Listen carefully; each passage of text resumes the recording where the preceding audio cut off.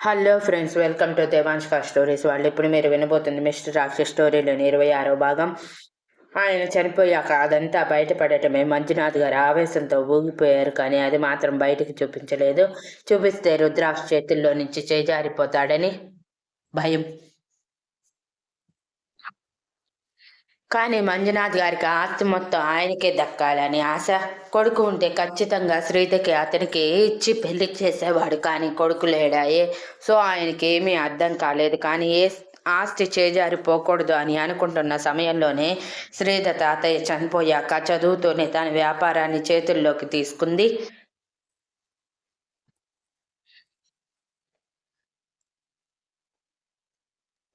కానీ ఎవరికి తెలియని విషయం, శ్రీధ వ్యాపారాన్ని తీసుకోవటానికి భయపడుతూ ఉంటే వెనక ఉండి ఫోర్స్ చేశాడు రుద్రాక్ష్.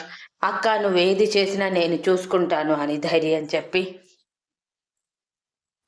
రుద్రాక్ష్ బలవంతం మీదే బిజినెస్ హ్యాండ్ ఓవర్ చేసుకున్న శ్రీధ తన బిజినెస్ హ్యాండిల్ చేసింది కూడా రుద్రాక్ష్ శ్రీల పర్యవేక్షణలోనే. అప్పుడే తన చేతికి మరో చేయి తోడయ్యింది. శ్రీధని ప్రేమించాను అంటూ ప్రపోజ్ చేసిన శ్రీహర్షిది. ఎప్పుడో ఇంజనీరింగ్ ఫస్ట్ ఇయర్లో చూడగానే ప్రేమించి ప్రపోజ్ చేశాక శ్రీధ తన తమ్ముడి మాటే నా మాట అని, నా తమ్ముడికి ఇష్టం లేకుండా ఏది చేయను అని చెప్పటంతో శ్రీహర్ష్ డైరెక్ట్గా వెళ్ళి రుద్రాక్షని తన అక్కని ఇచ్చేయమని అడిగాడు. శ్రీ స్ట్రైట్నెస్ అండ్ తన ఫ్యామిలీ బ్యాక్గ్రౌండ్ అంతా బాగుండటంతో పాటు శ్రీ కళ్ళల్లో తన అక్క మీద అంతులేనంత ప్రేమ కనిపించి వాళ్ళ ప్రేమకి సరే అని సంతోషంగా ఒప్పుకున్నాడు రుద్రాక్ష్. ఇక రుద్రాక్షకి యాక్టింగ్ వైపు ఎక్కువ మక్కువ ఉండటంతో ఆ యాక్టింగ్ నేర్చుకోవడానికి అమెరికా వెళ్తూ వెళ్తూ శ్రీధని శ్రీ చేతుల్లో పెట్టి వెళ్ళాడు. నా ప్రాణం తను జాగ్రత్త అని. అప్పటికే శ్రీధ బిజినెస్ని చాలా వరకు హ్యాండిల్ చేస్తూ ఉంది. శ్రీ కూడా వ్యాపారంలో మెలకువలు తెలిసి ఉండటంతో శ్రీధకి చేదోడు వాదోడుగా ఉంటున్నాడు. అప్పటి వరకు వ్యాపార సామ్రాజ్యం మొత్తం నాదే, ముసలుడు పోయాడు కాబట్టి వీళ్ళకి ఇక ఏ దిక్కు లేదు, నన్ను అడుగుతారు అని ఊహించిన మంజునాథ్ గారికి ఎదురు దెబ్బల శ్రీధ వ్యాపారాన్ని తీసుకోవటం, తనకంటే ఎక్కువగా ఇంకా చాకచక్యంగా రాణించటం చూసి షాక్ అయ్యారు. తర్వాత కోపంతో ఊగిపోయారు. కానీ ఏమీ చేయలేని పరిస్థితి. ఎదురు తిరిగితే ఇంట్లో స్థానం కూడా పోతుందన్న భయంతో మౌనంగా ఉండిపోయారు. అలా రోజులు సంవత్సరాలుగా మారిపోయి గడుస్తూనే ఉన్నాయి. శ్రీధర్ రుద్రాక్ష శ్రీల మాట మీద పూర్తిగా వ్యాపారాన్ని తన హ్యాండ్ ఓవర్ చేసుకుంది. అప్పుడే శ్రీ వాళ్ళ బిజినెస్ కూడా శ్రీధ వాళ్ళ కంపెనీలో టైఅప్ చేసి 2 కంపెనీస్ని శ్రీధతో కలిసి చూసుకుంటూ వచ్చాడు. వ్యాపారం మొత్తం చేతిలోకి తీసుకుందనే కానీ శ్రీధలో ధైర్యం మాత్రం అంతకుముందు రుద్రాక్ష తన వెనక ఉంటే ఇప్పుడు శ్రీహర్ష్ అడుగడుగున తనకి ప్రతి విషయం చూసుకుంటూ ఉన్నాడు. లేదంటే శ్రీధ ఎప్పుడో ఆ కుళ్ళు సమాజాన్ని తట్టుకోలేక పారిపోయి ఉండేది. అప్పటికే తనలో భయం ఎక్కువగానే ఉంది. ప్రతి విషయంలో ప్రతి చిన్నదానికి ఇటు శ్రీని రుద్రాక్షని అడుగుతూనే ఉంటుంది. వాళ్ళు ఎస్ చెప్తే కానీ తన ముందుకు కదిలేది కాదు.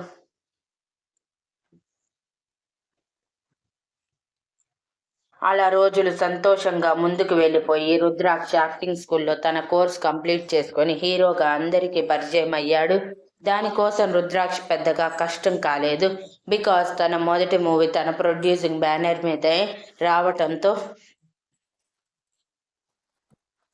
మొదటి సినిమా హిట్ అవ్వటంతో రుద్రాక్షకి ఒక్క సినిమాతోనే మంచి పేరు తెచ్చుకున్నాడు. పైగా అందంగా ఉంటాడు కాబట్టి ఛాన్సెస్ కూడా ఒక్కసారిగా ఎగిరిపడ్డాయి. సినిమా ఫీల్డ్ అంటే చాలా రకాల రిలేషన్స్ ఉంటాయి. కానీ రుద్రాక్ష ఎప్పటికప్పుడు తన లిమిట్స్లోనే ఉంటూ ఎవరిని తన దగ్గరికి రానిచ్చేవాడు కాదు. వాళ్ళతో రిలేషన్ ఏదైనా సరే ప్రొఫెషనల్గా ఉంటుంది కానీ పర్సనల్గా ఉండదు. తన పర్సనల్ అంటే కేవలం తన అక్క శ్రీ, తన మావయ్య, అత్తయ్య సమీక్ష, ఇదే తన ప్రపంచం. అంతకు మించి మరొకరిని తన జీవితంలోకి రానిచ్చే అవకాశం రుద్రాక్ష ఎవ్వరికీ ఇచ్చేవాడు కాదు. అలాంటి రోజుని బిజినెస్ని చక్కగా రాణిస్తూ మంచి పేరు తెచ్చుకుంటున్న సమయంలో శ్రీధర్ మీద రూమర్స్ పెరిగాయి. బిజినెస్ ఫీల్డ్ అంటేనే రకరకాల రూమర్స్ మనకి సంబంధం లేకుండానే వస్తుంటాయి. అలాంటి రూమర్స్ మధ్యలో చిక్కుకున్న శ్రీధ ఇటు రుద్రాక్ష ఇద్దరూ పట్టించుకోలేదు. అవి అబద్ధాలు కాబట్టి ప్రూవ్ చేసుకోవటానికి ప్రయత్నిస్తే అవి ఎక్కువ అవుతూనే ఉంటాయి కానీ తగ్గవని శ్రీధ కూడా అదే నమ్మి సైలెంట్ అయిపోయింది. అప్పుడే శ్రీధకి 26 వచ్చాయి. ఇక పెళ్లి చేసేయాలని అనుకున్నాడు రుద్రాక్ష్. అప్పటికే తను తీసిన 10వ మూవీలో 7 హిట్ అయితే 3 ఫ్లాప్ అయ్యాయి. బట్ పేరు మాత్రం బాగానే రావడంతో రుద్రాక్ష్ మంచి ఫేమ్ ఉన్న హీరోగా పేరు తెచ్చుకున్నాడు. తన కెరియర్ కూడా సెటిల్ అయ్యింది కాబట్టి బిజినెస్ మావయ్య హ్యాండ్ ఓవర్ చేసుకోగలడు కాబట్టి అక్కకి పెళ్లి చేసి ఒక ఇంటి దాన్ని చెయ్యాలనుకున్నాడు రుద్రాక్ష్. పైగా శ్రీధల వాళ్ళ ప్రేమ మొదలయ్యి కూడా 7 సంవత్సరాలు అవటంతో ఇంకా ఆపటం మంచిది కాదు అనుకొని రుద్రాక్షతో అదే విషయం తన మావయ్యతో చెప్పాడు. అప్పటి వరకు ఆస్తి మొత్తం తనే దక్కించుకోవాలనుకున్న ఆయన కాస్త పోతే పోయింది. 25% ఆస్తి మిగిలింది 75% ఉంది కదా. ఇది పోతే ఆఫీసులన్నీ మళ్ళీ నా చేతిలోకి వస్తాయి. నచ్చినంత డబ్బు వచ్చినా పలుకుబడి అన్నీ మళ్ళీ వచ్చేస్తాయి అని ఏదేదో ఊహించుకున్న ఆయన సంతోషంగా ఒప్పుకొని శ్రీహాష్ తల్లిదండ్రులతో మాట్లాడి పెళ్లి ఫిక్స్ చేశారు. పెళ్లి ఫిక్స్ అయ్యాక శ్రీధ ఆనందం అంతా ఇంత కాదు. ఆ ఆనందంతో పాటు ఇంకొంచెం బాధ కూడా ఉంది. తను వెళ్ళిపోయాక రుద్రాక్ష ఒంటరి వాడైపోతాడేమోనని. అప్పటి వరకు రుద్రాక్షి కంటికి రెప్పలా ప్రతిదీ దగ్గరుండి చూసుకున్న తను ఇకపై తను చూసుకోలేదు అలా అని అనుకోగానే మనసంతా భారంగా మారి పెళ్లి అనవసరంగా చేసుకుంటున్నాను అనిపించి అదే విషయం రుద్రాక్షతో శ్రీహర్ష్తో కూడా చెప్పింది. కానీ ఇద్దరు కోపగించుకున్నారు. ఇక శ్రీ అయితే నీకు నచ్చినప్పుడు నీ తమ్ముడు దగ్గరికి రావచ్చు, లేదా నన్ను ఇల్లరికని తీసుకువెళ్ళినా నేను ఆబ్జెక్షన్ చెప్పను, కానీ పెళ్ళి మాత్రం ఆపకే తల్లి. అసలే ఇన్ని సంవత్సరాల నుంచి నిన్ను ఎదురుగా పెట్టుకొని పూజించుకుంటూ ఉన్నాను. ఇంకా లేట్ చేస్తే ముదురు బెండకాయలు అయిపోతాము అని అల్లరిగా అన్నాడు. ఆ అల్లరికి నవ్వుకున్న శ్రీధ కన్నీళ్లు తుడుచుకొని ఐ లవ్ యూ శ్రీ అని శ్రీహర్ష్ని హత్తుకొని చెప్పి నువ్వు ఇచ్చిన మాట మీద నిలబడాలి అని వేలు చూపించింది. అలాగే తల్లి, తప్పకుండా అని శ్రీ చిరునవ్వుతో అన్నాడు. పెళ్ళి ఇంకొక 40 రోజుల్లో ఉంది అనగా సడన్గా ఒక పెద్ద ప్రాజెక్ట్ వచ్చింది శ్రీధ వాళ్ళ కంపెనీకి.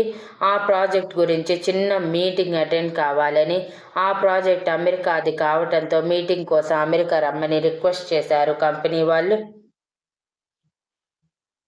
శ్రీధ వెళ్ళటానికి అయిష్టత చూపించింది.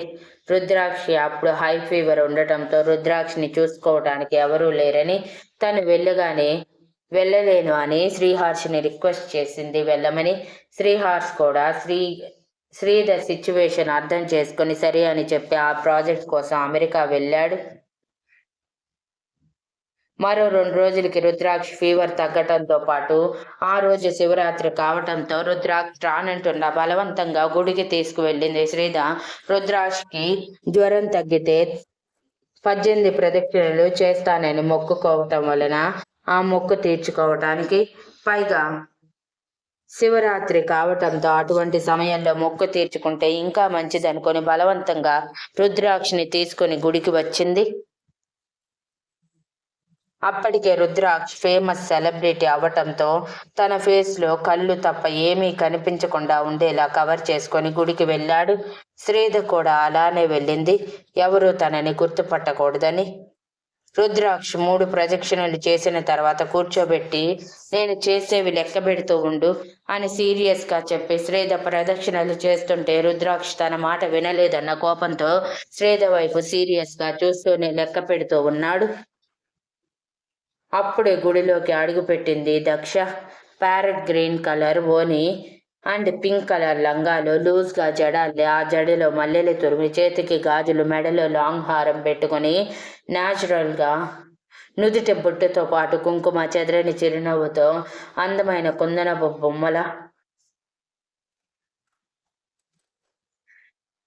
బోరింగ్గా అనిపించి శ్రీధ చేస్తున్న ప్రదర్శనలు లెక్క పెడుతూనే చుట్టూ చూస్తున్న శ్రీధకి అప్పుడే పైమెట్టు వరకు వచ్చి తన లంగాన్ని ఒక చేతితో పైకి పట్టుకొని జడ ముందుకు వేసుకొని ఒక చేతిలో పూల బుట్టతో చెరగని చిరునవ్వుతో లోపలికి వచ్చిన దక్ష కనిపించింది.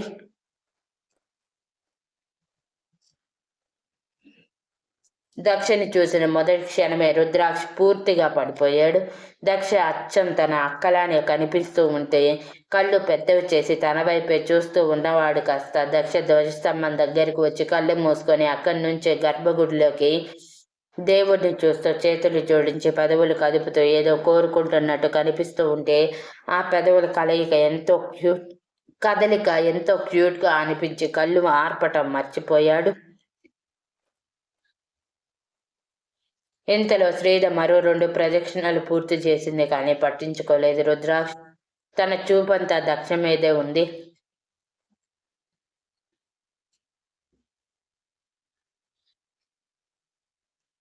ఇంతలో దక్ష గర్భగుడి వైపు కాకుండా ప్రదక్షిణలు చేయటానికి అన్నట్టు అలానే లంగా ఎత్తిపట్టుకొని శ్రీధ వెనక నడుస్తూ ఉంటే రుద్రాక్ష తనకే తెలియకుండా పైకి లేచి దక్ష వెనక అడుగులు వేశాడు ట్రాన్స్లో.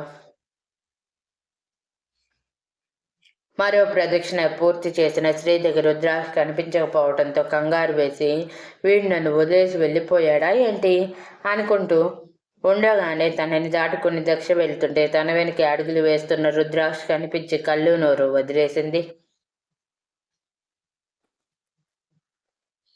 కానీ రుద్రాక్ష మాత్రం శ్రీధని పట్టించుకోకుండా తన చూపు దృష్టి మొత్తం దక్ష మీదే నిలిపి తన వెనకే అడుగులు వేశాడు.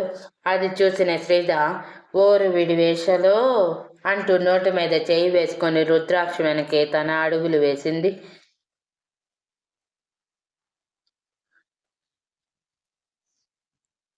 మరో 3 ప్రదక్షిణల తర్వాత దక్ష లోపలికి వెళ్తుంటే వెనకే వెళ్ళబోయిన రుద్రాక్ష కాలర్ వెనక నుంచి పట్టుకొని ఆపింది శ్రీధ. అప్పుడు దక్ష మైకం నుంచి బయటికి వచ్చిన రుద్రాక్ష ఎవరది అని వెనక్కి తిరిగి చూసి శ్రీధని సీరియస్గా తన వైపు చూస్తూ ఉంటే అక్క నువ్వా ఏంటి నన్ను పట్టుకున్నావు అని అడుగుతుంటే అంత నచ్చిందా అమ్మాయి అని సాగదీస్తూ అడిగింది శ్రీధ. అమ్మాయి ఎవరక్క అని రుద్రాక్ష అయోమయంగా అడుగుతుంటే శ్రీధ పళ్ళు బిగించి రుద్రాక్ష తల మీద మొట్టి చేసిన ఓవర్ యాక్షన్ చాలేరా, ఇప్పటి వరకు నిన్ను చూస్తూనే ఉన్నాను కదా, తొలి చూపులోనే పడిపోయావు కదా నువ్వు, అందుకే అడుగుతున్నాను అమ్మాయి ఎలా ఉంది అని అడిగితే రుద్రాక్ష దక్షిణ గుర్తు చేసుకొని చిన్నగా సిగ్గుతో బ్లష్ అవుతూ అది అక్క తను అచ్చం నీలానే ఉంది డాడీ, నువ్వు ఎలా అయితే రెడీ అయ్యావో సేమ్ అలానే రెడీ అయింది. మొదటి క్షణం తనని చూశాక నాకు తనలో కనిపించిన మొదటి రూపం కూడా నీదే అక్క, నీలానే కనిపించడంతో నాకే తెలియకుండా అట్రాక్ట్ అయ్యాను అని చెప్పగానే శ్రీధ ఎమోషనల్ అయ్యింది. కానీ అది బయటికి చూపించకుండా నోరు ముయ్యరా, ఆ అమ్మాయి నన్ను చూడటం ఏంటి, ఇంతకీ ఆ అమ్మాయి అంత బాగా నచ్చిందా, వెళ్ళి మాట్లాడేద్దామా, పెళ్లి గురించి తెచ్చుకుంటావా అని అల్లరిగా అడిగింది. అక్క ప్లీజ్ ఆపు అని రుద్రాక్ష సిగ్గుపడుతూ మొహం తిప్పేస్తే నువ్వు ఇష్టపడ్డ అమ్మాయి నీ లైఫ్లోకి వస్తే నాకు కూడా సంతోషమే కదా రుద్ర, చెప్పు మాట్లాడమంటావా అని అడిగింది శ్రీధ చిరిసి. రుద్రాక్ష సిగ్గు చూసి నవ్వుకుంటూ. రుద్రాక్ష చిరుకోపంగా అవసరం లేదు, చూసి చూడగానే ఏకంగా పెళ్లి చేసుకుంటారా ఏంటి, ముందు నువ్వు నీ మొక్కు చెల్లించు, తర్వాత మనం వెళ్ళాలి అని అనగానే శ్రీధ మూతి తిప్పేసి ఇప్పటి వరకు అది గుర్తు రాలేదు నీకు, నా కౌంట్ మిస్ చేసావు అని తల మీద మొట్టి ఈసారి తనే కౌంట్ చేసుకుంటూ ప్రదక్షిణలు చేస్తుంటే రుద్రాక్ష మాత్రం దక్ష ఎక్కడ ఉంది అని కళ్ళతోనే గుడి మొత్తం స్కాన్ చేస్తూ అప్పుడు కనిపించింది గర్భగుడి ఎదురుగా కళ్ళు మూసుకొని దేవుణ్ణి నమస్కరిస్తూ మరోసారి పెదవులు కదుపుతున్న దక్ష. తనని చూడగానే ఆటోమేటిక్గా రుద్రాక్ష కళ్ళు మెరిసి, బ్యూటిఫుల్, ఒక్కసారికే మనసులోకి దిగిపోయావు కదా అని గుండెల మీద చెయ్యి వేసుకొని చిరునవ్వుతో అనుకుంటుంటే, ఇదంతా ఒక కంట గమనిస్తున్న శ్రీజ సంతోషంగా, నాతో పాటు వీడు కూడా ఒక ఇంటి వాడైపోతే నాకు వీడి గురించి ఎటువంటి బెంగ ఉండదు, వాడికి ఎలానో వీడికి నచ్చిన అమ్మాయి అయితే ఇంకా సంతోషమే కదా అని రుద్రాక్ష చూసిన వైపు చూసిన తనకి అప్పుడే దక్షకి పంతులు గారి శతకోపం పెడుతూ కనిపించడంతో తల కిందకి దించడంతో మొహం కనిపించలేదు. అరే మిస్ అయ్యాను అనుకుంటూ మళ్ళీ ప్రదక్షిణలు చేయటానికి వెళ్ళిపోతే దక్ష పూజ పూర్తయ్యాక పక్కన మండపంలో కోటి దీపారాధన చేస్తూ ఉంటే అక్కడ దీపాలతో నూనె పోసి వెలిగించింది. ఇదంతా వెనక నుంచి చూస్తున్న రుద్రాక్ష, అమ్మాయిలో అక్క లక్షణాలు పుష్టిగా కనిపిస్తున్నాయి, నాకు కూడా అక్కలాంటి అమ్మాయే కావాలి, పైగా చూసి చూడగానే నచ్చేసింది అని అనుకుంటూ దక్ష వైపే చూస్తూ ఉన్నాడు. ఇంతలో సడన్గా తన భుజానికి ఎవరో తగలటంతో చూసి నడవండి అని చెప్పి ఎదురుగా చూసేసరికి దక్ష కనపడలేదు. ఈ అమ్మాయి ఎక్కడికి వెళ్ళింది అనుకుంటూ కంగారుగా కళ్ళతోనే స్కాన్ చేస్తూ ఉన్న తనకి మెట్ల మీద నుంచి కిందకి దిగుతూ కనిపించింది. అది చూడటమే రుద్రాక్ష కంగారుగా ఏ అమ్మాయి అని అరిచాడు. ఆ అరుపుకి అందరూ అమ్మాయిలు వెనక్కి తిరిగి చూస్తారు, కానీ దక్ష మాత్రం వెనక్కి తిరిగి చూడకుండా మెట్లు దిగి కంగారుగా వెళ్ళిపోయింది. రుద్రాక్ష కూడా వెనకే వెళ్తుంటే రుద్ర అంటూ శ్రీధ పిలవటంతో కంగారుగా వెనక్కి తిరిగి చూశాడు.